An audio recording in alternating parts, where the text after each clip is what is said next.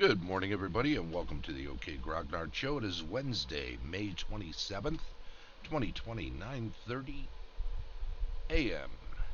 in the Central Time Zone, and this is from beautiful Lake Geneva, Wisconsin. Do a little campaign discussion today. We're going to actually pick it up where we left off yesterday because sometimes world building and campaign discussion can just dovetail nicely together. And that's exactly what we'll be doing with an episode we're going to call More on Laidlaw, because we're going to talk more about the village of Laidlaw. Here's a little better view of it there, and pumping it up. Yesterday we were kind of making a list of occupations, what might be included in Laidlaw. I think we can close that down. Pop this up here. There we go. All right, that's all good enough, I think. Sure, right? It all fits very nicely on the screen. It's practical, if not perfect. So going down the list of essential, pardon the term, businesses or skills for a village of this size, we had put into the running butcher, tanner. You know what I'm picking up on? I've got an extra fan going here, and I think that it is causing some extra noise. That's screwing with the recording, so I'm turning it off. So pardon me if you heard that early on. Hopefully now that it's off, it won't be bothering us while we're doing this recording further, but I won't start over. Anyway, essential businesses or skills, the list that we came up as potentially to be included yesterday were butcher, tanner / furrier, blacksmith, silversmith / goldsmith, weaponsmith / armorer, bowyer / fletcher, carpenters, tanner, brewer, winemaker, mason. We're thinking, should there be a quarry nearby, and such quarriers, and then maybe a stone cutter. Either which way, because stone cutter can work on found stones when they're clearing fields in the surrounding farmlands. Doesn't have to come from a quarry, although that would be ideal for certain types of construction because you want certain types of stone. Woodcutters, lumber camps, and in Laidlaw, one of the main resources is timber that comes from the lumber camps south of the river, so those are a definite. Trapper, rope maker, leather worker, cobbler, tailor, cloth maker, weavers, furniture maker, cabinetry, what's the word for that? I'm not sure. Cabinet maker, I suppose. Baker, cartwright, wheelwright, wagoner / teamster, candle maker, herbalist, and then some related, not necessarily in-town individuals would need to be farmers, possibly ranchers, herdsmen, whether they're shepherds, goat herders, ox herders, cow herders, plowman or plowwoman, tiller, sheep shearer would have to be a skill if there are sheep being herded. Maybe that's something that the shepherd themselves can do. But it may be, if they're herding enough of them, that you'll need a number of people with that skill to take advantage of the wool when it is ideal to shear them. You don't want one person scrambling to get entire large herds of sheep sheared all in the same short window of time. If it's something you can spread out over time, you may not get the lion's share of it. but still, you probably want several people with that skill if it's a major resource for the town. You're going to need laborers. You may well, in some larger towns, probably not a village of this size, need ditch diggers, professional ditch diggers. Some other potential. Good morning, Grail Knight. How you doing there today? Just spotted you in there. Not sure if we're a large enough town to have somebody who's a dedicated cheese maker, but there's a thought. Locksmith might be somebody who's skilled at that sort of thing. That might be something for someone to do who wears multiple hats. Somebody who makes instruments, that might be a craft that someone does on the side. If they're already making cabinets, maybe they make box guitars or drums. Obviously, there'll be some people who are clerks of shops. So let's add clerks. If there's a business that does well enough that it can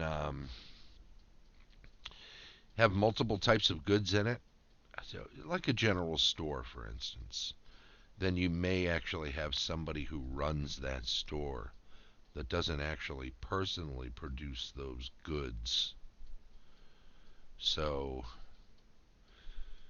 you could definitely find a place where somebody earns their room and board and maybe a little extra coin strictly as a clerk, someone who's watching a shop for someone else who actually owns it. There may be somebody who goes on the road as a merchant but leaves some stock back at home and does enough business that they keep somebody employed back home to watch over their goods and sell some of it. Sell some of it when it becomes possible to do so. If you can't be where most of your goods are, you're going to have somebody watching over them. So maybe this person keeps a room there, watches the goods in a protective manner, basically acts as a night guard and a day guard, locks them up, keeps an eye on them, but also is capable of saying, okay, well, so-and-so says this costs this much if you want it. He's not going to be here for a couple of months, but I can take the money and give you the goods. There are other individuals that you probably want to include. Gardener. There could be some people that handle smaller plots that aren't full-fledged farmers per se.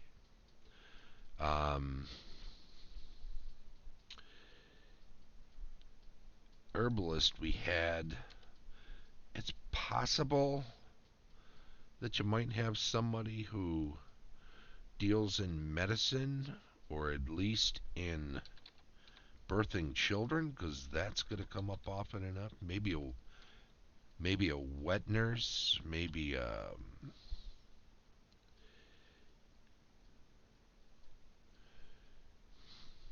something along those lines. That may be, I don't know. That might be too much. This town's small. This village is small. Somebody dedicated, that might be too much. Physician might be too much. Trying to think of other services that are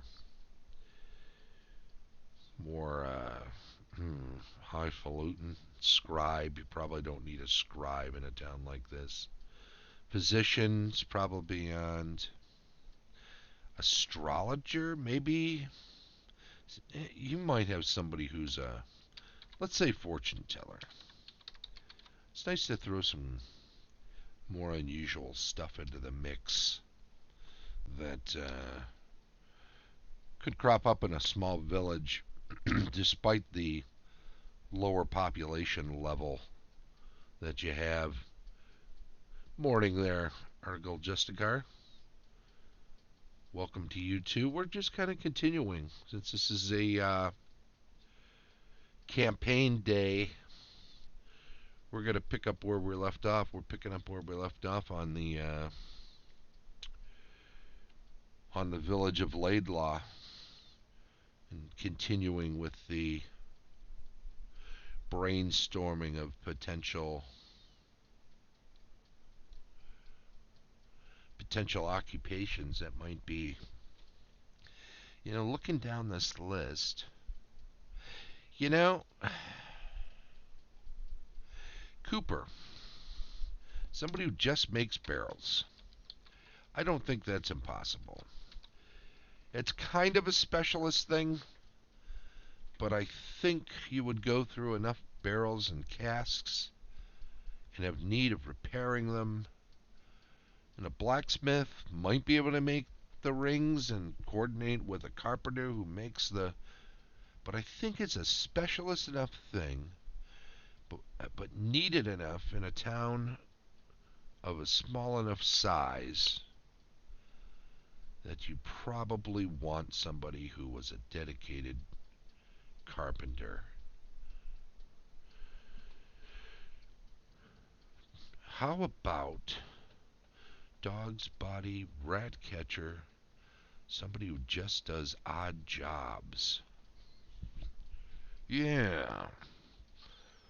Yeah. I think rat catcher might be a stretch.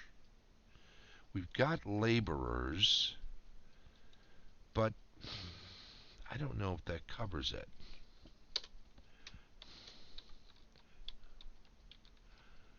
Odd jobs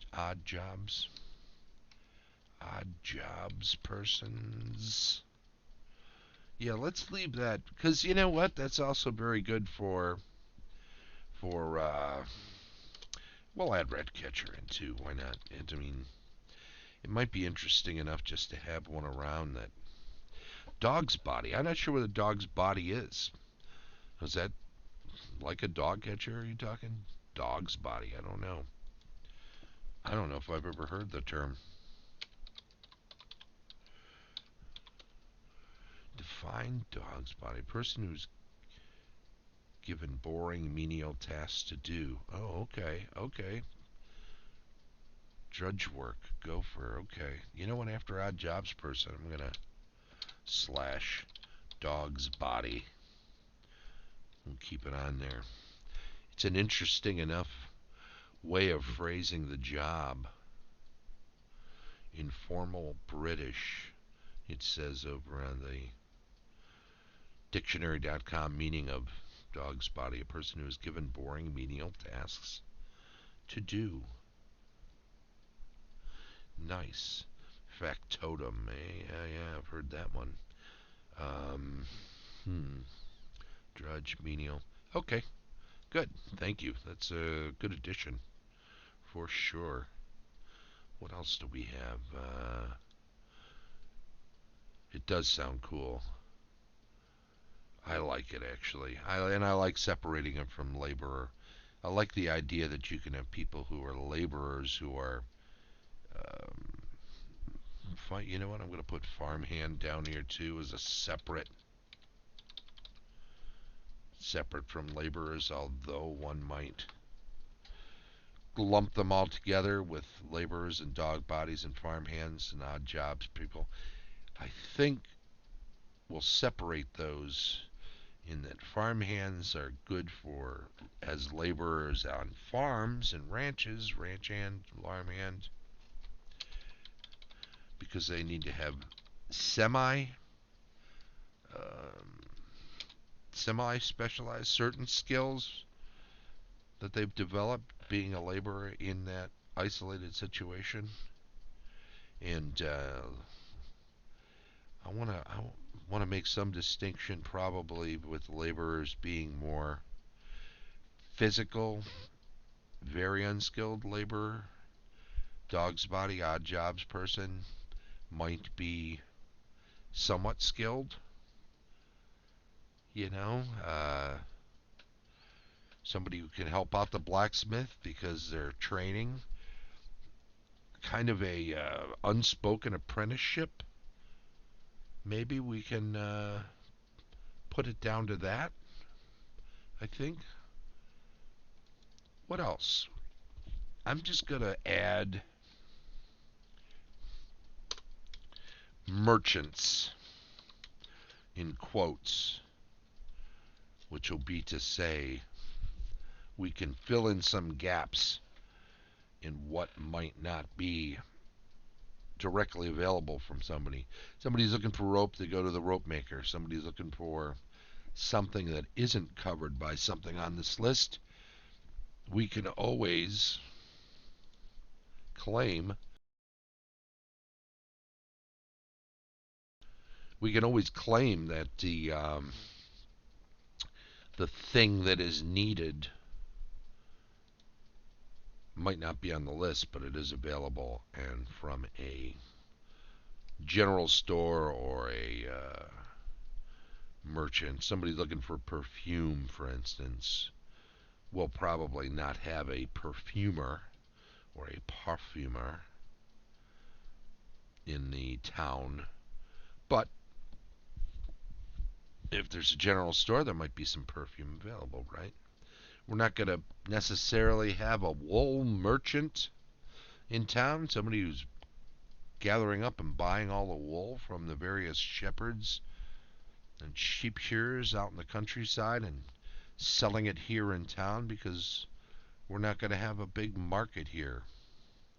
There's not going to be a big market square. There's a small market. People will bring their foodstuffs in from outside of town, vegetables, fruits, when the seasons, as the seasons permit. But we're not going to have a year-round market here where wool merchant will be a very seasonal thing, and it'll probably be covered by someone who's traveling through, I think. Using guilds at all for any of these groups? I don't think so. If it was a somewhat bigger town, see, having a merchant's guild, yeah, maybe. I think, no, it's not. You're not missing anything. We're really just spitballing here. I think it's small enough that a merchant's guild might be a little too formal for something like this. But I like the idea of there being a town council which includes the more wealthy or prominent merchants. Okay, not a body that constantly is looking out for, like a guild would be. I think is a little more formal and more regular and more structured. But if there's just a group, so I think that's a very good idea. It just needs to be a little less formal in a village of this smaller size. Because what do we got here? 5, 10, 15, 20, 25, 30, 35, 40, maybe 40 different locations in this town, some of which are strictly going to be residences. But any number of them can be a resident with the way I described it during a game the other day was just that they had a kiosk type window on one end of their building that they prop open, which becomes their shop. So if they're a resident slash business, they're just really opening up one large window or popping open a large windows with shutters, and inside they have a table. In their front room, it might actually be more like a shop, or they might open that up on a side of the building that has a workshop. You know, carpenter might have a place outside so he can drag out a couple of sawhorses or a couple of workbenches from inside and work outside when the weather's nice enough. Certainly a blacksmith is going to have a small forge set up at one end of the building. That's something that's so specific. It really has to be set up all the time, but there could be some smaller merchants that really just have a couple of shelves inside their front room that are close and visible from one particular window, which they can then open. Maybe they even take a table outside of the place and put it in front of that window so there's a table on the quote-unquote customer side. And then this idea that rather than shutters that swing out to the left or right, you've got one that just flips upward and gets propped up, so it provides some shelter in case there's some inclement weather. Somebody can duck underneath there, and what the heck? They're avoiding some rain, but there they are. Maybe they're a customer by chance. Maybe they're a customer who's just trying to get out of the rain. I don't think we're going to have anything in town as specific as a saddler or a bridle maker. I think that'll come down to leather worker. As far as administration in the town, I think I've already established that there's a fellow named Count Sebastian Zubino and his son Mahar, who are the founding family of the town that live in the longhouse, which they refer to as the keep, but it's a wood construction. It's got a little tower. They have a number of guards that they kind of, pun intended, lord over. I think I've established there's a half a dozen of them during the day and a half a dozen at night, and 2 were posted at each open gate, which in fact are not closable gates. Does the law look like here? Is there a magistrate chair for constable? Yeah, we just happen to be talking about that now, right? There is a sheriff. He's ostensibly in charge of, in answers to the Lord, in charge of these 12 guards. Like I said, these gates are open, but there are things nearby that could be used to blockade them if necessary.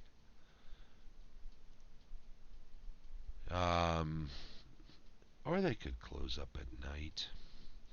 Yeah, I think sometimes I've had it one way, sometimes I've had it another. So we're kind of threading a needle here, how tight the town can be buttoned up. I have established, at least in the number of times I've used this, that there's no walkway on the inside of the stockade fence. There's no catwalk. That there are a dozen or more ladders spread out around on the inside of the wall that can get moved around as necessary for someone to climb up in one spot or another and peer over the wall, keep watch over the wall. If a noise is heard outside at one point along the southwest, if there's not a ladder right there that you can climb up, there's one within another 10 or 20 yards you can go grab and bring over. Put it up against the wall, climb up, have a look.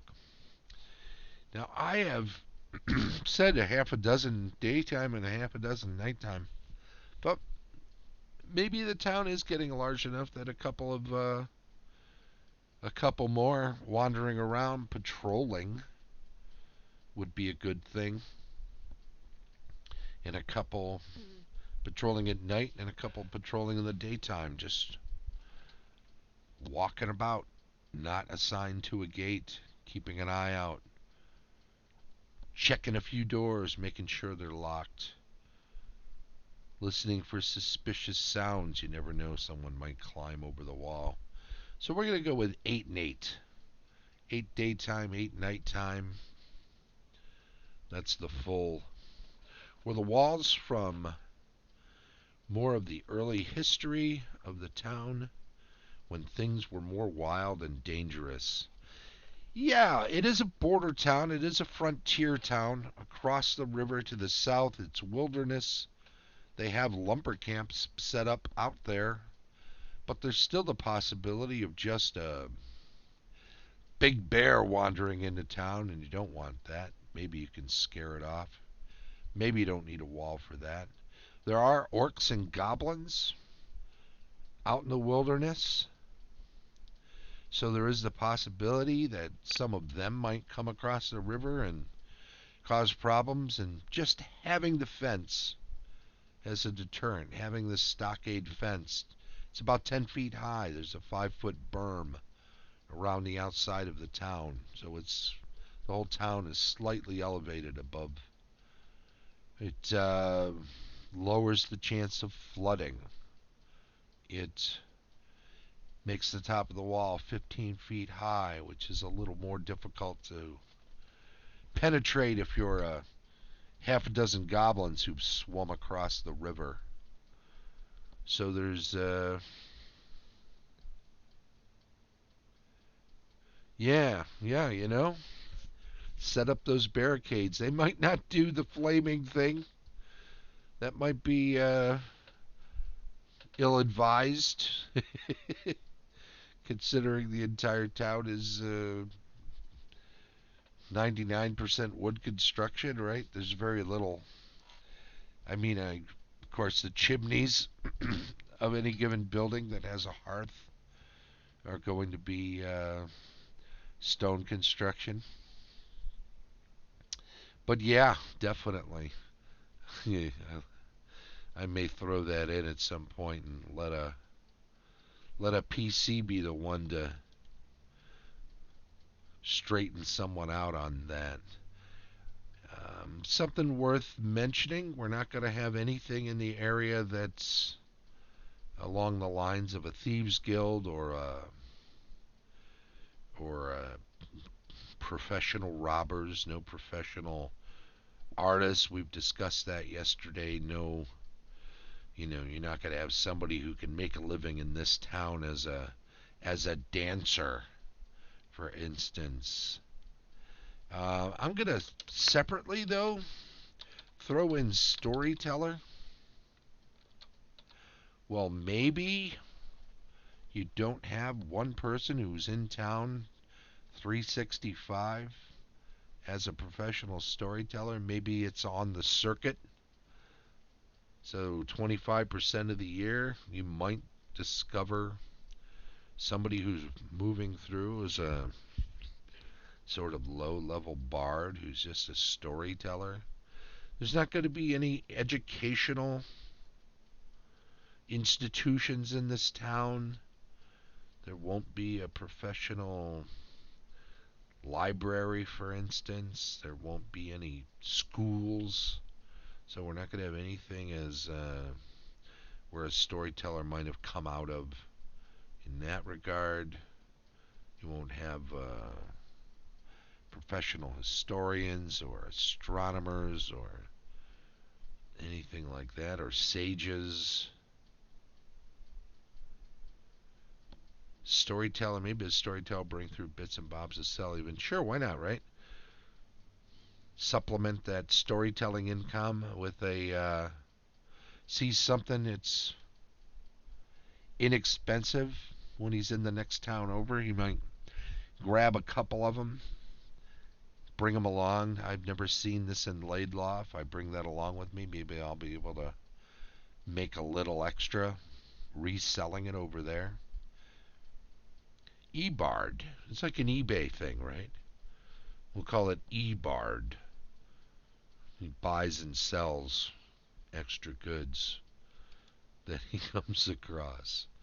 Well, I'll tell you on that really bad pun, I think we're getting close to the 30-minute mark, so I will just put the schedule up real quick and say tomorrow, hopefully we're bringing the painting of the catapults to a close. We've got Virtual Tabletop Adventures on Friday, looking at a cartoon starting up with the Conan the Adventurer. First episode this Saturday. We'll be doing a DM's Perspective running review. Sticking with the AD&D rules explanations on Sunday. Bring it back around to the following week on Monday. I want to thank everyone for watching. Article Justicar and of course Grail Knight who popped in today in the stream chat. Thank you very much. Thank you to anyone watching on YouTube. Be sure to subscribe and give us a thumbs up.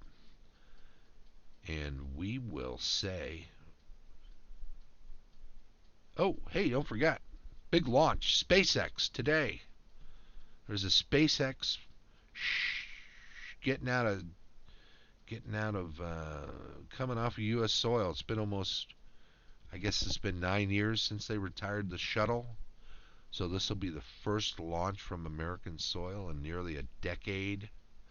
Bob and Doug are going to take off today from Cape Kennedy later this afternoon, 4:33 Eastern. Is that right?